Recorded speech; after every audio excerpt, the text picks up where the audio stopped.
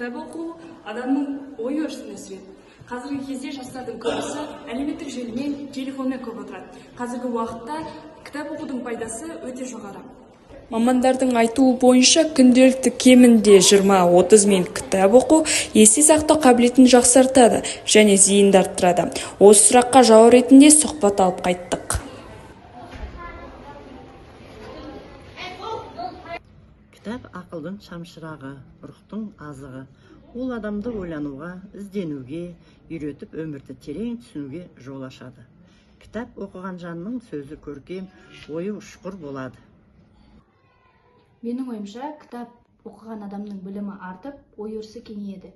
Ол белгілі бір мәселеде өзінің ойын дұрыс жеткізе алады. Кітап адамның өмірінің маңызды құралдарының бірі. Адамның ішкі жан дүниесін байытатын, ойлау қабілетін дамытатын керемет құрал. Әсіресе жасөспірімдік шақта кітап оқу адамның тұлғалық қалыптасуының негізі. Кітап рухани байлықтың кілті. Кітап оқитын ұрпақ білімді, саналы, болашағы жарқын ұрпақ.